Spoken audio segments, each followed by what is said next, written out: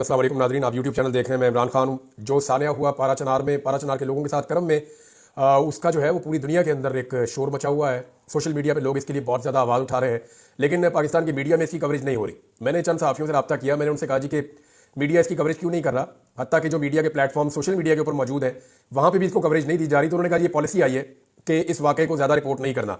हालांकि ये दहशतगर्दी के वाक़यात जो गुज़िश्ता चंद महीनों में पाकिस्तान में हुए हैं, ये उनमें सबसे बड़ा दहशतगर्दी का वाक़या है कि चलती हुई गाड़ियों को जो है वो रोक के वहाँ उनके ऊपर फायरिंग की गई, उनके ऊपर रॉकेट फेंके गए, उन्हें जो है वो दस्ती बमों के साथ निशाना बनाया गया।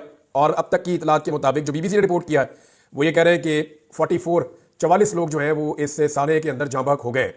और जो लोग जिंदा बच गए हैं, जो खवातीन या कोई हजरात जिंदा बचे हैं, हमारे एक सहाफ़ी हैं जनान, उनका भी इंतकाल हो गया है, वो शहीद हो गए इस वाक़े में। जो लोग जिंदा बचने में कामयाब हुए, उन्होंने बताया कि किस तरह की ये फायरिंग थी, किस तरह का ये वाक़या था और पुलिस को आने में कितना ज़्यादा टाइम लगा।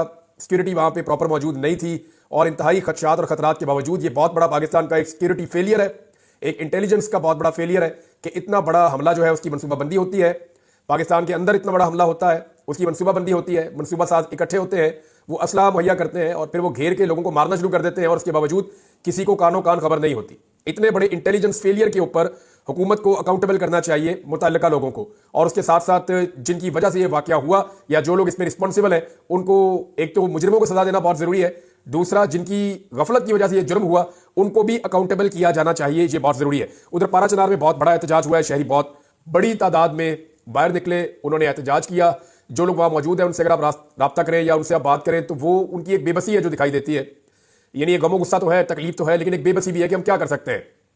रियासत भी साथ नहीं दे रही, कोई बचा भी नहीं रहा, निहत्ते लोग हैं, उनको कत्लेआम उनका किया जा रहा है।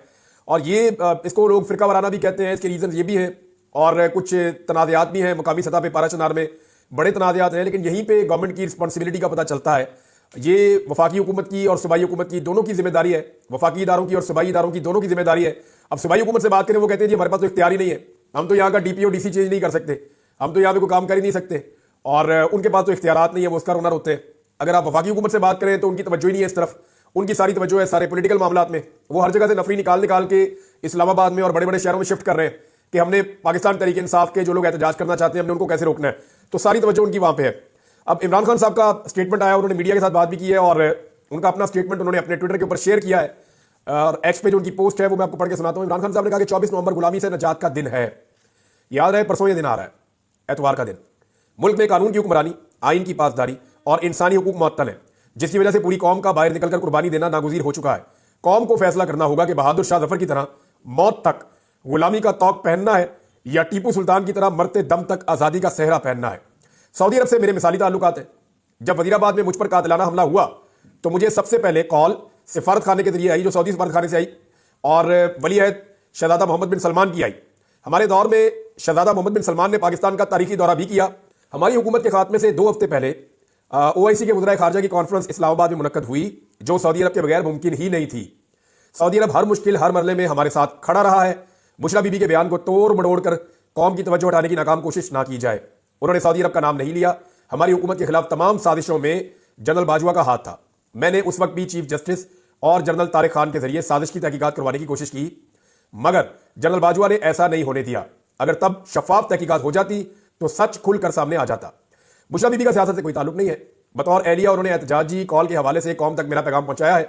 नवाज शरीफ के लिए मुशर्रफ दौर में कुलसूम नवाज भी निकली थी, मगर उसने डिक्टेटर होते हुए भी खातून को जेल में नहीं डाला था। मगर बुशरा बीबी को 9 माह झूठे मुकदमात में कैद में डाला गया। कौम अपनी तवज्जो 24 नवंबर के एहतजाज पर रखे, इंशाअल्लाह फतह आपकी होगी। साबिक वज़ीर आज़म इमरान खान का अडियाला जेल से पैगाम। अच्छा, इसमें जो है ना, ये सऊदी अरब वाले मामले को लेकर हुकूमत बहुत हसास हो रही है।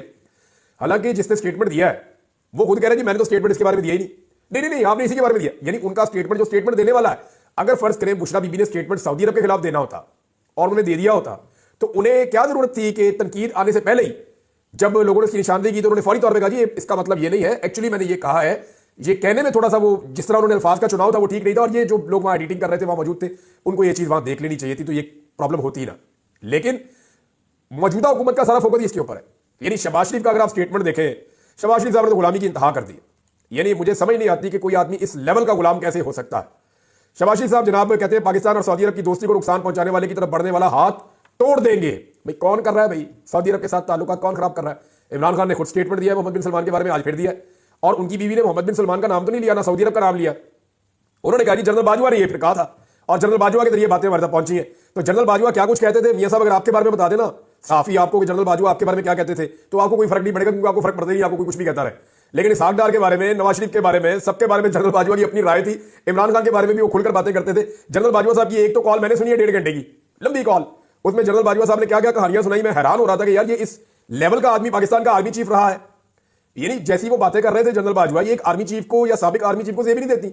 वो इतने लो लेवल का आदमी था, मुझे तो समझ नहीं आई कि यार इस इंटेलेक्चुअल लेवल का आदमी, जिसका इंटेलेक्ट लेवल ये है कि वो छोटी छोटी छोटी छोटी जो है ना वो घर की बातों में फंसा हुआ है, बिल्कुल बिल्कुल ऐसी माइनर चीजें जिनको बच्चे भी इग्नोर कर देते हैं, वो उनके बीच में फंसा हुआ आदमी इस मुल्क का आर्मी चीफ था, वो भी 6 साल तक के लिए, और तभी तो पाकिस्तान यहां तक पहुंच गया है। बहरहाल ये अब शहबाज शरीफ साहब जनाब ये कह रहे हैं, मरियम नवाज साहब ने भी और सबने इसके ऊपर एक प्रोपेगेंडा शुरू कर दिया है।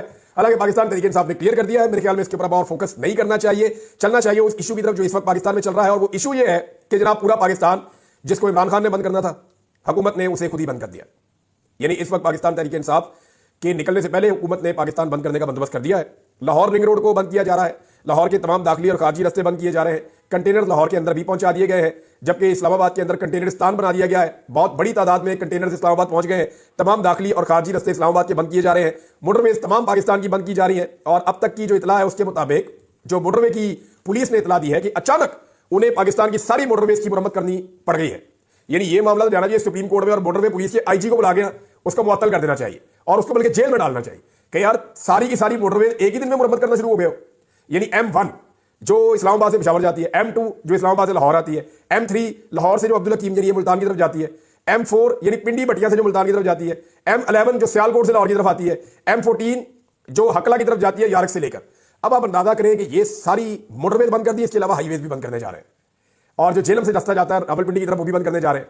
यानी अमली तौर पर पाकिस्तान बंद होने जा रहा है, और ये कोई और बंद नहीं कर रहा, ये हुकूमत बंद कर रही है। पाकिस्तान तहरीक इंसाफ का एहतजाज शुरू होगा 24 तारीख से, और हुकूमत ने पहले ही बंद कर दिया है। इस्लामाबाद के अंदर तमाम हॉस्टल्स में बाकायदा लिखकर वो नोटिस लगा दिए गए हैं कि तमाम तालिबे इल्म वो अपने घरों को चले जाएं, फौरी तौर पे चले जाएं, अपने घरों को हॉस्टल्स खाली कर दिए जाए, क्योंकि जो नौजवान रहेंगे, अब देखिए ना हुकूमत कितनी डरी हुई है, उन्हें लगता है कि जो भी नौजवान है ना या जो भी यूथ है वो पाकिस्तान तहरीक इंसाफ की है, यानी वो मान चुके हैं, इसलिए हॉस्टल में जा रहे हैं। भाई अगर हॉस्टल के अंदर लोग रहते हैं तो हर सोच के लोग होंगे ना, पीटीआई की सोच के भी होंगे, नून लीग की सोच के भी होंगे, पीपल्स पार्टी की भी, लेकिन इनको पूरा यकीन है कि 99% नौजवान जो पढ़ा लिखा है वो पीटीआई के साथ खड़ा होगा। लिहाजा उन सबको कहने अपने घरों को जाओ, 27 तारीख से पहले वापस कोई ना आए।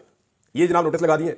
गेस्ट हाउसेस खाली करवा रहे हैं, होटल्स खाली करवा रहे हैं। तो इस्लामाबाद के अंदर जिस बंदे के पास आईडी कार्ड निकला था ना खैबर पख्तूनख्वा का, उसको गिरफ्तार कर देते हैं।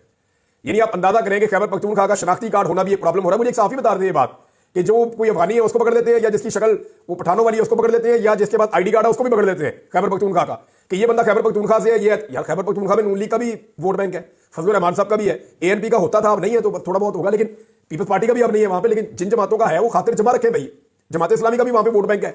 अब ये तो नहीं हो सकता कि खैबर पख्तूनख्वा का जिसका भी आईडी कार्ड है वो बंदा पीटीआई का ही है। लेकिन ये हुकूमत अज्यूम कर चुकी है कि हर वो आदमी जो नौजवान है, हर वो आदमी जो पढ़ा लिखा है, हर वो आदमी जो पश्तून है, हर वो आदमी जो थोड़ा सा भी शऊर रखता है, चाहे उसका ताल्लुक पंजाब से है या कहीं से भी है, वो हमारे खिलाफ ही है।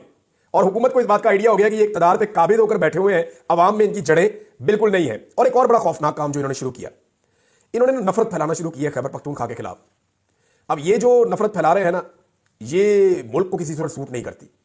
यानी मरियम नवाज उठती है खैबर पख्तूनख्वा पे हमला कर देती है, उनकी वजीर इतलात उठती है वो खैबर पख्तूनख्वा पे हमला कर देती है, वजीर आजम साहब वो उधर हमला कर देते हैं, ख्वाजा आसिफ हो गया, एहसन इकबाल हो गया, राणा, ये सारे लोग खैबर पख्तूनख्वा पे अटैक करते हैं नस्ली बुनियादों पर, लिसानी बुनियादों पर और सबायत की बुनियादों के ऊपर। ये एक सूबे को दीवार के साथ लगा रहे हैं। देखिए ये बदकिस्मती है, सिर्फ अपनी सियासत और हुकूमत बचाने के लिए आप ये नहीं कर सकते। ये जुल्म है, ये ज्यादती है, ये गलत है। आप लोग भी तो आए थे एहतजाज लेकर मुस्लिम जगहों से, आपको तो किसी ने नहीं रोका, किसी ने आपके ऊपर इस तरह के एलिगेशन नहीं लगाए या सुबायत के ऊपर अटैक नहीं किया आपके ऊपर नाम लेकर। अब ये चीजें हुई थी 71 में जो हम किताबों में पढ़ते हैं। याया खान ने और जुल्फिकार अली भुट्टो ने बंगालियों के खिलाफ नफरत पैदा की थी, जैसे अभी पठानों के खिलाफ नफरत पैदा करने की कोशिश की जा रही है। तो उस वक्त इसका नतीजा अच्छा नहीं हुआ था। अल्लाह ना करे दोबारा कभी ऐसी कोई चीज हो, लेकिन इन लोगों को होश के नाखून लेने चाहिए अपने छोटे छोटे, बहुत छोटे छोटे मफादात के लिए, अपने हुकूमती फायदे के लिए पाकिस्तान को, पाकिस्तान की वहादत को नुकसान ना पहुंचाएं। यानी आपका सलूक ये बता रहा है कि वफाकी दारुल हुकूमत में इन लोगों का कोई हक नहीं है। वफाक की जानिब से ये नफरत अंगेज रवैया खतरनाक होता जा रहा है और इससे बचना चाहिए। बहरहाल इस वक्त हुकूमत का जो खौफ है, वो खौफ ये जाहिर करता है कि हुकूमत की टांगें कांप रही हैं और वो लगभग सरेंडर कर चुकी है। हुकूमत इनका मुकाबला नहीं कर सकती। अब फर्ज करें पाकिस्तान तहरीक इंसाफ खैबर पख्तूनख्वा और पंजाब के बॉर्डर पे आके बैठ जाती है और वो कहते हैं हमने लड़ाई करनी नहीं और हम एहतजाज करना चाहते हैं, मीनवाइल जो है वो लाहौर में शहरी निकल के एहतजाज करते रहे, बाकी शहरों में करते रहे, रावलपिंडी में करते रहे, इस्लामाबाद में करते रहे और लगे रहे अपना एहतजाज करने में। जो बड़ा काफिला है वो खैबर पख्तूनख्वा के बॉर्डर पे बैठा रहे और एक ही डिमांड करता रहे, जी आप रास्ता खोले, अपने इस्लामाबाद जाना है, हम लड़ना नहीं चाहते। और इंतजार करें 1 दिन 2 दिन 4 दिन 5 दिन 6 दिन, पुलिस कब तक खड़ी रहेगी वहां पे? एक दिन आएगा कि पुलिस वाले थक जाएंगे, रास्ता खोल देंगे और ये जाकर वहां एहतजाज कर दें। लेकिन सवाल ये पैदा होता है, हुकूमत कितने दिन तक पाकिस्तान को बंद कर सकती है या कितने दिन तक हुकूमत पाकिस्तान को बंद रख सकती है? अब कुछ लोग कहते हैं जी इसमें वहां गवर्नर राज लग जाएगा, तो उधर असेंबली का सेशन चल रहा है तो ऐसे गवर्नर राज नहीं लगता होता। लेकिन ये जो चीजें दिखाई दे रही हैं इसमें नफरत है, डर है, बुजदली है, सरेंडर किया हुआ है हुकूमत ने। तकरीबन हुकूमत ने हथियार डाल दिए पाकिस्तान तहरीक इंसाफ के सामने और सियासी नुक्ता नजर से उन्होंने मुकम्मल अपनी हार तस्लीम कर ली है। इमरान खान साहब का एक स्टेटमेंट और भी आया और ये थोड़ी देर पहले आया और इमरान खान साहब ने कहा कि एतवार 24 नवंबर को हमारा एहतजाज हर सूरत होगा। पाकिस्तान को बनाना रिपब्लिक बना दिया गया है, मुल्क में जमहूरियत, आइन और कानून का जनाजा निकल चुका है। 26वीं आईनी तरमीम के बाद सुप्रीम कोर्ट और हाई कोर्ट के ज़िली अदालतों की तरह बेइख्तियार बना दिया गया है, जहां से किसी को इंसाफ नहीं मिलेगा। पाकिस्तानी कौम अपनी नस्लों के मुस्तकबिल के लिए 24 नवंबर को बाहर निकले। मुझे पैगाम मिला कि एहतजाज को 10 दिन तक मौखर कर दिया जाए तो मुज़ाकरात शुरू किए जा सकते हैं। हमारे मुतालबात में बेगुनाह कैद सियासी कैदियों की रिहाई का मुतालबा फिल फौर काबिल अमल मुतालबा है, लेकिन लाहौर में कैद रहनुमाओं को 1.5 साल से झूठे मुकदमात में मुलव्वस करके रखा हुआ है। इनको रिहा करना संजीदा मुज़ाकरात की तरफ मुनासिब कदम होता। 1 साल से जेल में हूं, इस दौरान मुझे 60 से ज्यादा मुकदमों में मुलव्वस कर दिया गया है। कल हाई कोर्ट से जमानत मिलने के बाद मुझे रिहा करने की बजाय एक और बेहुदा मुकदमे में गिरफ्तारी डाल दी गई। इससे जाहिर होता है कि मुज़ाकरात करने वाली कुव्वतें संजीदा नहीं है। एहतजाज हमारा बुनियादी आईनी हक है। हमने एहतजाज और मुज़ाकरात के लिए अपने 3 मुतालबात रखे हुए हैं। एहतजाज और मुज़ाकरात जारी रहेंगे। हम सियासी लोग हैं, बातचीत से आगे बढ़ सकते हैं। अगर वो बातचीत में संजीदा है तो हमारे अंडर ट्रायल लोगों को रिहा किया जाए। मुल्क में कानून की हुक्मरानी नहीं होगी तो कोई सरमायाकारी नहीं करेगा। चीन और हिंदुस्तान को ओवरसीज चाइनीज और हिंदुस्तानियों ने उठाया। मुल्क सिर्फ तरसीलाते जर से नहीं, सरमायाकारी से तरक्की करते हैं। समंदर पार पाकिस्तानी मुझे 50 साल से जानते हैं। जब वो ये देखते हैं कि मुल्क में कानून की हुक्मरानी नहीं है तो वो क्यों सरमायाकारी करेंगे? अभी एक दिन पहले आर्मी चीफ ने कहा भी है कि पाकिस्तान को बेल आउट जो है वो पाकिस्तान के ओवरसीज कर सकते हैं, वो अगर पाकिस्तान में सरमायाकारी करें। और ये हकीकत है, इमरान खान साहब का भी यही फॉर्मूला था कि ओवरसीज पाकिस्तानी पाकिस्तान में पैसा लेकर आए। लेकिन पाकिस्तान में जो हरकतें होती हैं, खासतौर पर जो ओवरसीज पाकिस्तानियों के साथ जुल्म और ज्यादती होता है, तो वो बेचारे कैसे यहाँ पे पैसा लेकर आए, यहाँ पैसा कैसे लगाएं। अब जिस तरह की खबरें पूरी दुनिया में जा रही है, कत्लो गारतगिरी यहाँ पे हो रही है और सबकी तवज्जो जो है वो सियासत की तरफ है। इसको कुचल दो, मैंडेट का एहतराम नहीं है, रूल ऑफ लॉ है नहीं है, आजादी धारे राय है नहीं है। आप पैसे लगाते हैं, आपके पैसे महफूज नहीं है। जिनके कारोबार चल रहे हैं उनके बंद हो गए। रोजाना खबरें आती हैं किसी पार्लियामेंटेरियन की फैक्ट्री बंद कर दी है, किसी की मिल बंद कर दी है, किसी का घर तोड़ दिया है, किसी का फार्म हाउस तोड़ दिया है। जब ये खबरें आती हैं तो कौन पाकिस्तान में पैसा लेकर आएगा? और यही खबरें चल रही हैं। इमरान खान ने कहा कि आप देखेंगे कि एतवार को समंदर पार पाकिस्तानी सारी दुनिया में पाकिस्तान में जारी फस्तायत और जबर के खिलाफ तारीखी एहतजाज करेंगे।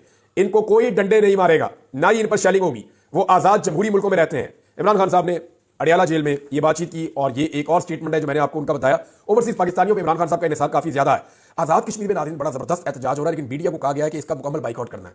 और मीडिया के कुछ लोग काम क्या कर रहे हैं, ये जो यूनिफॉर्म पुलिस ऑफिसर है ना, वो सियासी कारकुन बन के इंटरव्यूज दे रहे हैं। जिस्म पे वर्दी पहनी हुई है लेकिन सियासी जमातों के टटपूंजिए बने हुए हैं। मैंने टटपूंजिए का लफ्ज़ इस्तेमाल किया, आप भी करें, खुल के करें, क्योंकि ये वही बने हुए हैं। इस वक्त ये जितने भी लोग हैं ये टाउट का रोल प्ले कर रहे हैं। जिस्म पे यूनिफॉर्म पहनी हुई है और एक सियासी कारकुन बन के दूसरी सियासी जमात को धमकियां लगा रहे हैं। दूसरी जानिब नाज़रीन, नामालूम ताजरों की दरखास्त के ऊपर chief justice Islamabad high court ने पीटीआई को सुने बगैर, पीटीआई को फरीक बनाए बगैर एहतजाज के खिलाफ फैसला दे दिया है। अब मामला यह है कि ये कैसे हो सकता है कि आइन कहता है जी आपका एहतजाज करना हक है। अदालत एक पॉलिटिकल पार्टी जो एहतजाज करने जा रही है उसके खिलाफ नामालूम किस्म की अजीबोगरीब किस्म के ताजर है, वो एक दरखास्त देते हैं, अदालत फौरन नोटिस करके फौरन बुला के उस पॉलिटिकल पार्टी को सुने बगैर फैसला भी दे देती है। लेकिन अदालत के फैसलों पर अमल कौन करता है? यहां कोई भी नहीं करता, कोई बात ही नहीं सुनता अदालत की। मैंने खुद देखा, बहुत दफा देखा, निशानदेही भी की है और इससे अदालत को फर्क भी कोई नहीं पड़ता। बहरहाल हुकूमत की सारी तवज्जो इस वक्त, जितनी उन्होंने प्रेस कॉन्फ्रेंस की हैं, जितनी बातें की हैं, वो सारी पाकिस्तान तरीके इंसाफ पे की हैं।